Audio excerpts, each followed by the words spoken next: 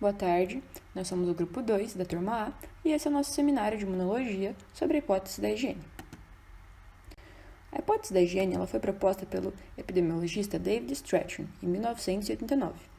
Essa hipótese ela diz que o tamanho da família e as infecções na primeira infância, que é um período que vai do nascimento até os 3 anos de idade, diminuem a tendência para desenvolver doenças alérgicas, tais como a rinite alérgica e a febre do feno. Desde então, estudos epidemiológicos acerca da hipótese da higiene sugerem que o decréscimo na pressão infecciosa e antigênica no início da vida, somado ao estilo de vida higiênico, perturbam a microbiota intestinal e levam a uma crescente incidência de doenças alérgicas e autoimunes. Mas o que seria esse estilo de vida higiênico? Então, ele é composto por alguns fatores e hábitos, tais como o excesso de tratamentos com antibióticos e vermífugos, o uso de sabonetes e produtos de limpeza antibacterianos, beber água clorada, exposição retardada a vírus entre os recém-nascidos e o tempo excessivo gasto dentro de casa. Todas essas práticas elas podem esgotar os micro-organismos que auxiliam na regulação do sistema imunológico. Esse assunto vai ser apresentado mais adiante no nosso seminário.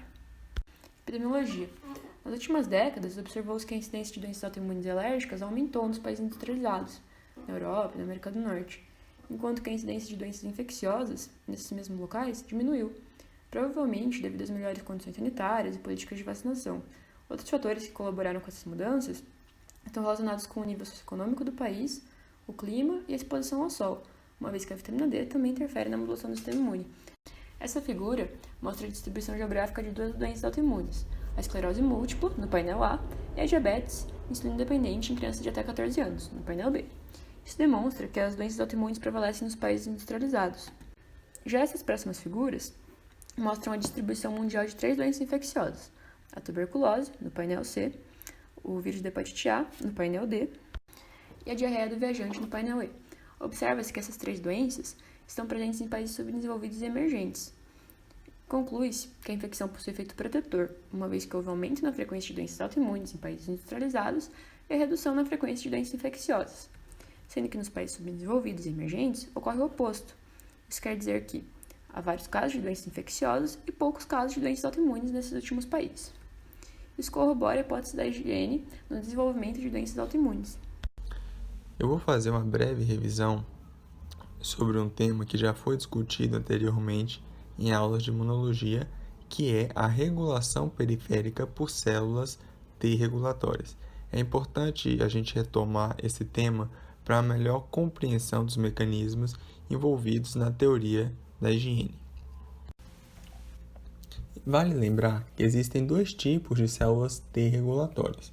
O primeiro tipo são as células T regulatórias naturais, ou também chamadas de NTreg. Essas células elas são produzidas no timo durante o processo de maturação tímica, ou seja, parte dos linfócitos TCD4 passam a expressar o fator de transcrição FOXP3 e transformam-se em NTreg. O segundo tipo de células T regulatórias são as células T regulatórias induzidas, ou também denominadas de ITreg. Então, o que são essas células? Essas células são células TCD4 naive, que, em contato com as células dendríticas apresentadoras de antígeno, vão receber o primeiro sinal, recebem o segundo sinal, aí, posteriormente, a célula dendrítica libera citocinas específicas, entre elas TGF-beta e interleucina 2. Aí elas passam a expressar o fator de transcrição FOXP3 e vão, de fato, se transformar nas células ITreg. É interessante lembrar que a ITreg começa a produzir TGF-beta e interleucina 10, que vão realizar uma ação muito importante de imunossupressão, que eu vou mostrar mais adiante. Em relação a esse processo, eu gostaria de fazer só 2 observações. A primeira é que, de modo geral, para que ocorra a transformação de ITreg, as células dendríticas apresentadoras de antígeno têm que ser mais imaturas, então elas têm que ter um caráter mais imaturo, ou seja, produzem pouco segundo sinal, então o segundo sinal mais fraco, e poucos sinais coestimulatórios. Outro fator que o slide também apresenta é em relação ao ácido retinóico. Então, a presença do ácido retinóico como, por exemplo, no intestino, que o pessoal vai comentar logo mais à frente, ela vai amplificar a diferenciação da TCD4 naive em ITREG. Nesse slide, eu quero destacar alguns receptores presentes nas NTREGs, tanto induzidas quanto naturais, para entender melhor o seu funcionamento. Então, tanto as ITREGs quanto as NTREGs passam a expressar o fator de transcrição FOXP3, o qual é responsável pela formação dos mecanismos efetores destas células, com destaque para a produção de citocinas imunossupressoras, como a TGF-beta e a interleucina 10. E alguns receptores presentes na superfície da molécula, como, por exemplo, o CD4, ou o receptor de interleucina 2, que será discutido mais à frente, o CTLA4, que favorece a finalização da resposta imune, o CD95 ligante e o CD95, que são indutores de apoptose, e outras moléculas que podem induzir a apoptose. Então, só por esse slide, por essa explicação, a gente pode já relembrar algumas funções importantes aí das células T regulatórias.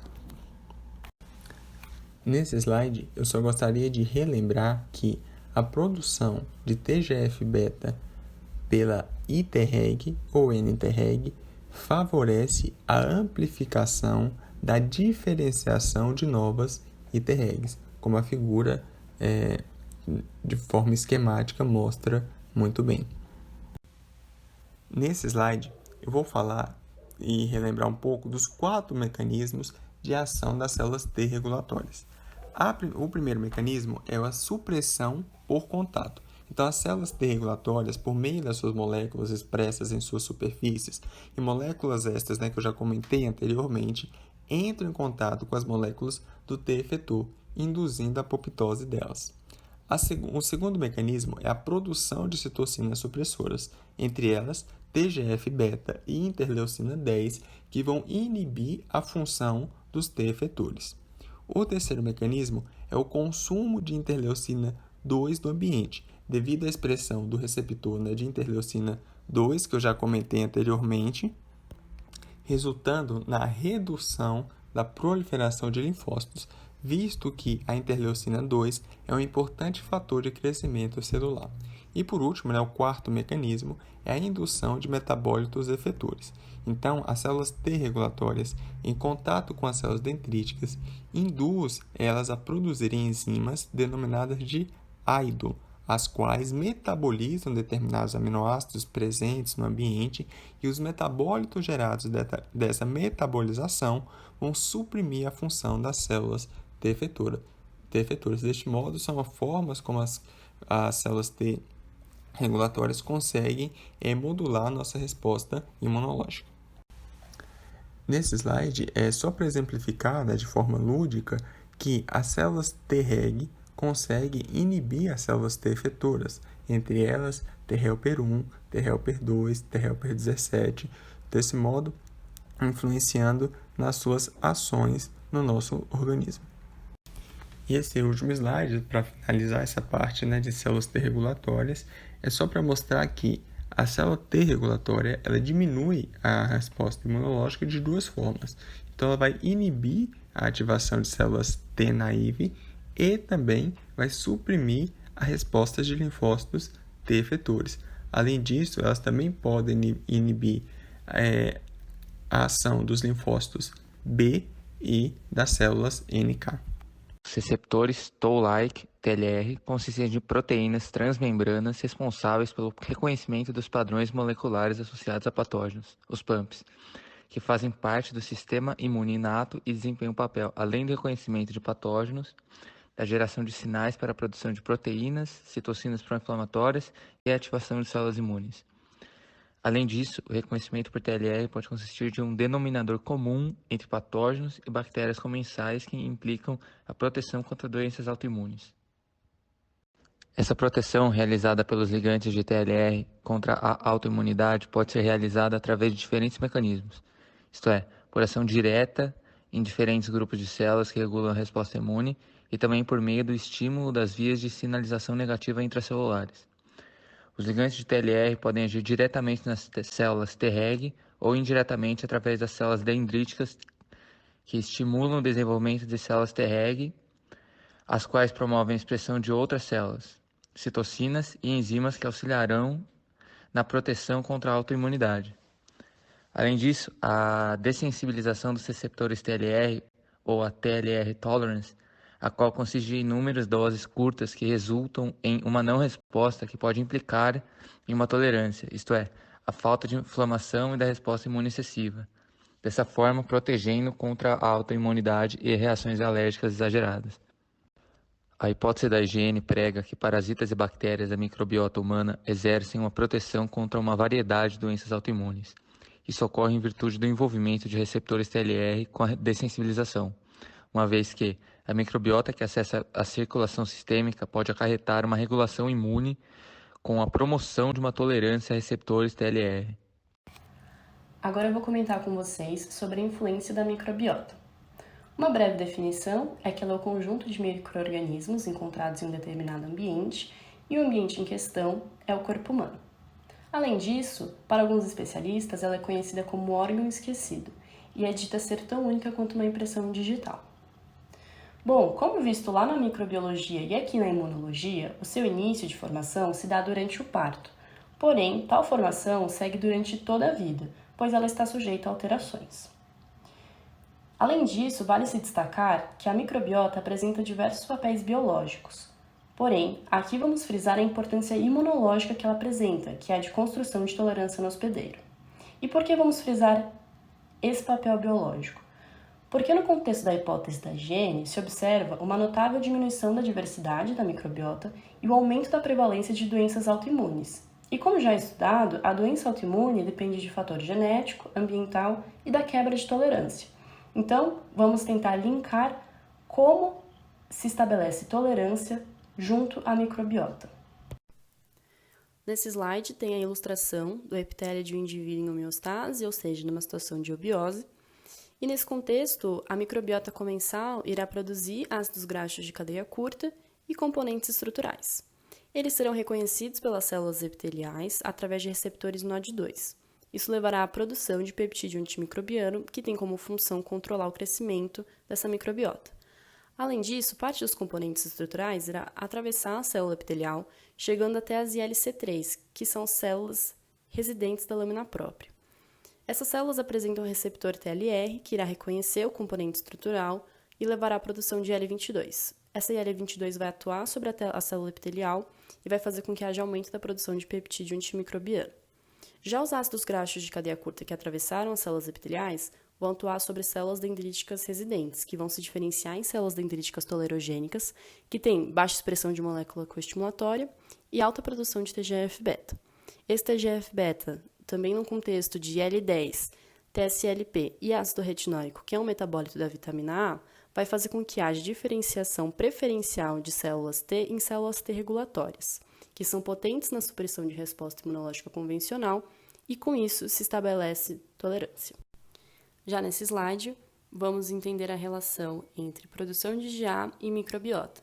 Para isso, eu preciso relembrá-lo sobre um evento descrito no slide anterior, que é a produção de ácidos graxos pela microbiota.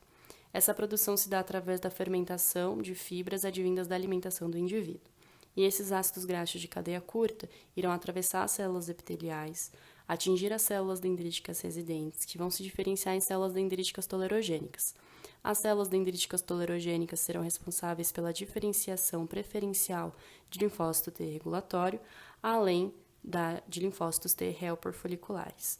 Os linfócitos T helper foliculares irão cooperar com linfócitos B. Isso levará à mudança de classe de IgM para uma IgA através da produção de plasmócitos IgA. Esse aumento da IgA faz com que a IgA ganhe maior acesso à circulação sistêmica. Isso faz com que diminua a entrada de metabólitos na circulação. Por quê?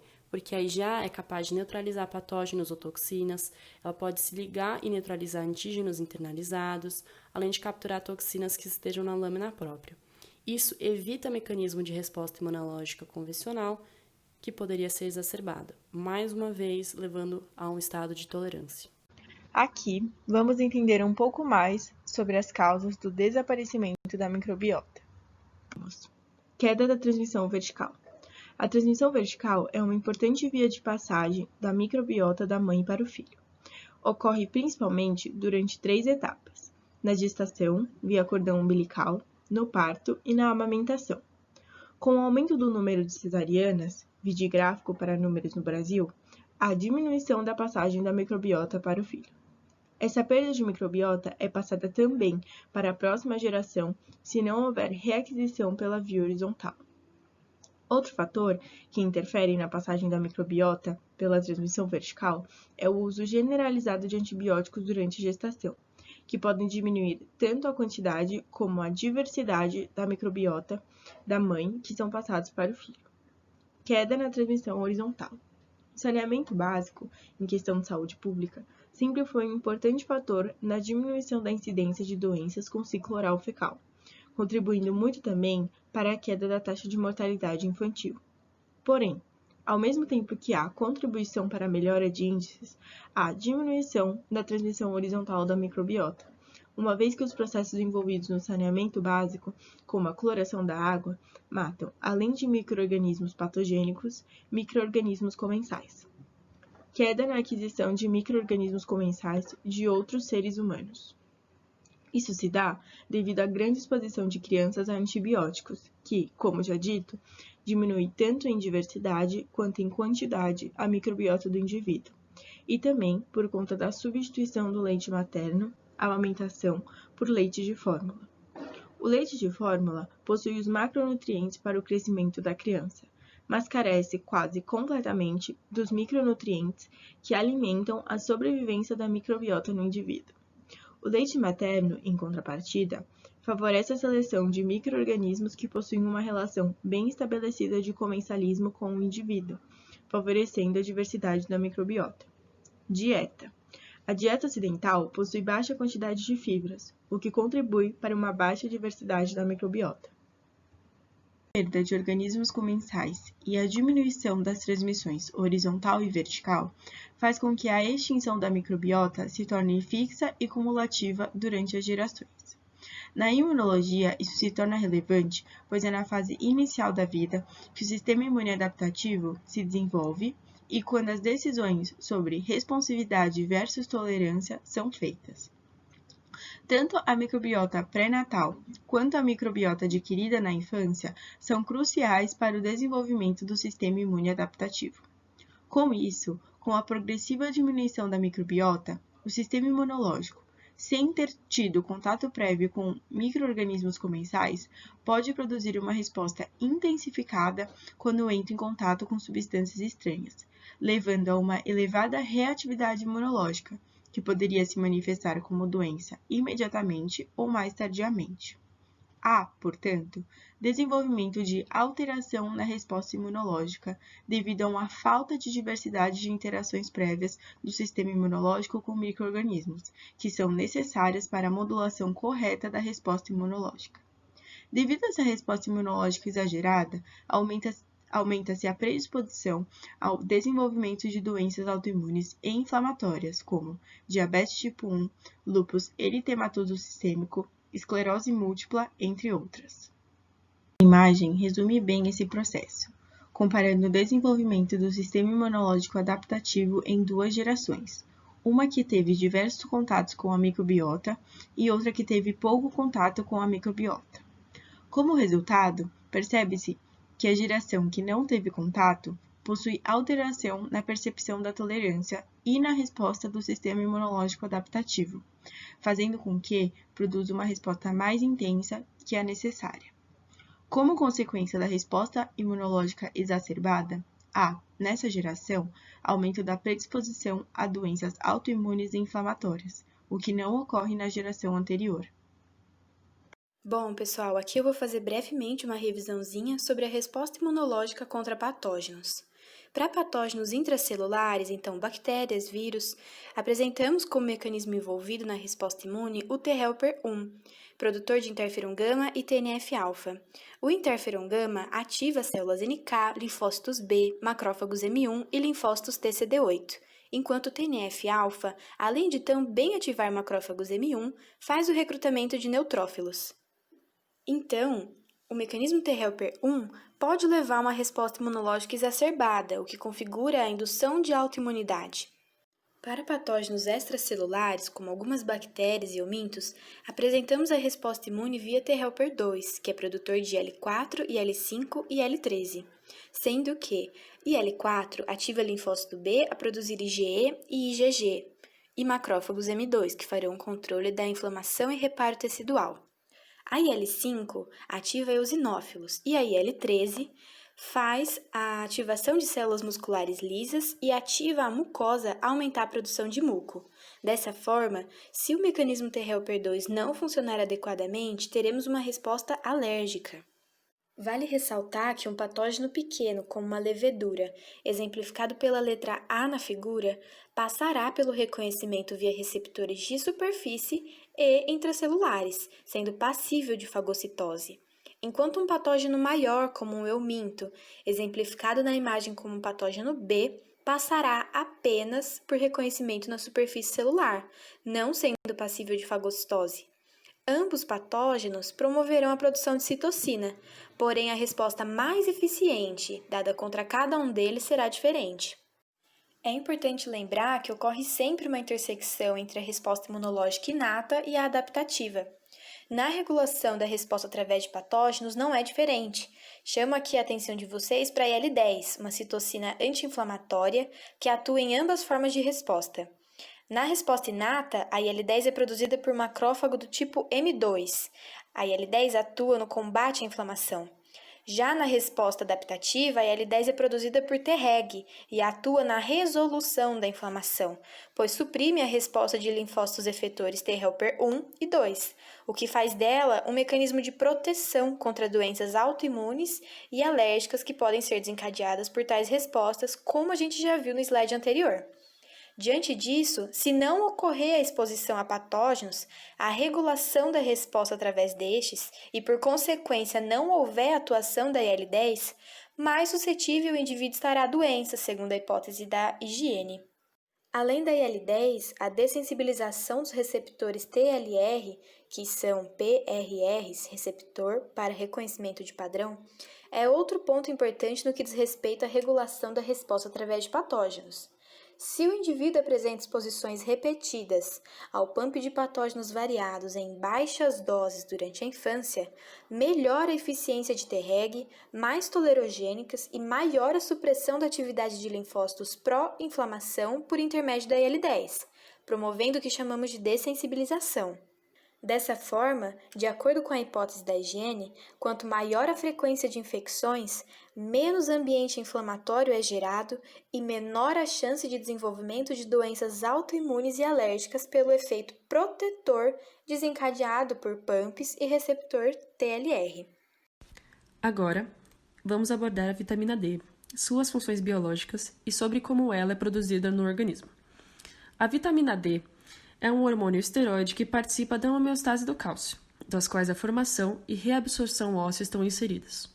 A principal fonte de vitamina D é a formação endógena, com participação da radiação ultravioleta, em aproximadamente 90%.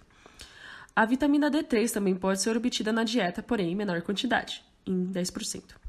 A forma biológica ativa da vitamina D é 1,25 de hidroxivitamina D. E esta a gente vai avaliar no próximo slide. E, para que as funções biológicas dessa vitamina ocorram, é necessário que esta possua uma ligação com receptores para a vitamina D, também conhecidos como RVD, que são receptores nucleares de fatores de transcrição. E vale ressaltar que esse receptor é amplamente distribuído pelo corpo e é codificado pelo gene VDR, e pode acontecer a ocorrência de polimorfismos. Nesse slide, podemos observar as reações que permitem a produção da vitamina D, sendo exemplificado a pele em contato com a radiação ultravioleta. Vale lembrar que a pré-vitamina D é produzida na pele. O 7-dihidrocolesterol é um zosterol que funciona no soro como precursor do colesterol, e ele é fotoquimicamente convertido em vitamina D3 na pele. Então, ele funciona como provitamina D3. Ele é produzido tanto na derme quanto na epiderme. Dessa forma, através da fotorreação mediada pela luz solar, isomeriza-se em vitamina D. Ela vai ser metabolizada no fígado em 25-hidroxivitamina D. Este é o substrato para a formação do verdadeiro hormônio e também considerada a forma biológica ativa, a 1,25 de hidroxivitamina D. E esta vai ocorrer sob a influência do cálcio sérico e do hormônio da paratideoide. Essa vitamina também está envolvida na função neuromuscular, no metabolismo do fósforo e cálcio e também tem influência na ação de genes que regulam a proliferação e diferenciação celular. Agora, iremos avaliar a vitamina D e os seus efeitos sobre o sistema imunológico. Os receptores de vitamina D, eles estão expressos nas células imunológicas, como os monócitos, macrófagos, células dendríticas, natural killer e linfócitos T e B. E sua maior expressão está em células imunológicas imaturas.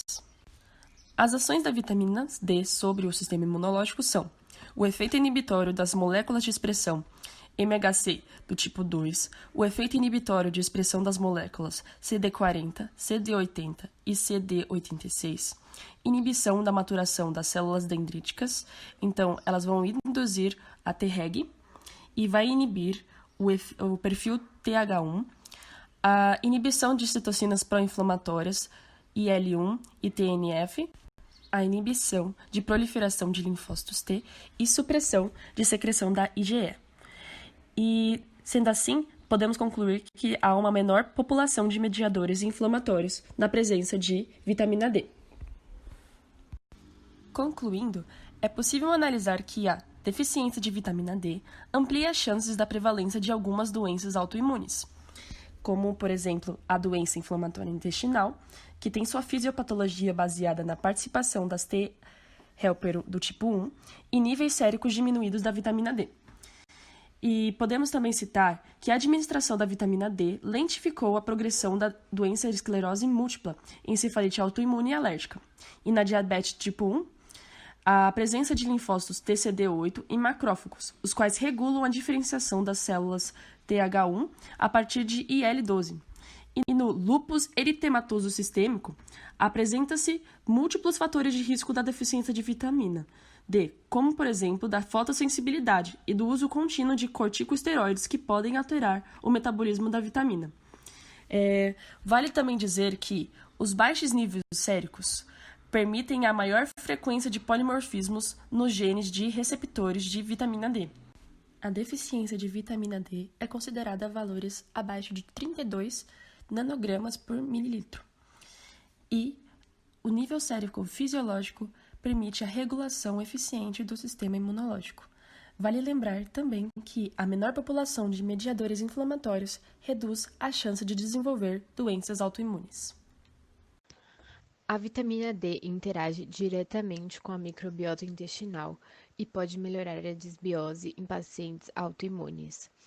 Um estudo revelou que níveis elevados de vitamina D ativa no plasma reduzem o risco de infecção por Clostridium difficile, que é um patógeno responsável por uma diarreia consistente, que ocorre quando há variação da microbiota intestinal. Outro estudo apontou que a suplementação dessa vitamina aumentou a abundância de enterobactérias que promovem a tolerância imunológica e que produzem butirato, que tem ação anti-inflamatória. O receptor de vitamina D é um receptor nuclear regulado principalmente pela forma ativa da vitamina D. Entretanto, ele também pode ser regulado pelas bactérias entéricas por hormônios como estrogênio, hormônio da tireoide e glicocorticoides e pelos ácidos biliares secundários produzidos por bactérias entéricas. O RVD ativo inibe a proliferação de células TH1 e TH17, que produzem IL-172 e interferon gama, e assim promovem a tolerância imunológica. Ele controla a expressão genética do receptor Toll-like-2, que detecta e reconhece patógenos microbianos, portanto, regula as respostas imunes inatas. O RVD também regula negativamente a atividade do NF-κB, induzida pelas bactérias do intestino, diminuindo a expressão de defensinas e atividade pró-inflamatória. Além disso, esse receptor também desempenha um papel na manutenção da barreira intestinal, impedindo a translocação de lipopolissacarídeos e sua consequente resposta inflamatória. Estudos realizados com camundongos comprovam algumas eficácias da vitamina D. Por exemplo, um estudo relata que camundongos criados com dieta suficiente em vitamina D apresentam 50 vezes mais bactérias no cólon, portanto, maior diversidade da microbiota. Enquanto outro estudo diz que camundongos, depois do desmame, tratados com dietas deficientes de vitamina D, apresentam uma desregulação das bactérias entéricas, o que causaria maior suscetibilidade à colite. Os estudos em camundongos são importantes porque tanto esses animais quanto os seres humanos possuem cerca de 3% do genoma regulado pelo RVD. Mesmo assim, ainda são necessários mais estudos em humanos. E por fim, aqui está a bibliografia que utilizamos para realizar este seminário.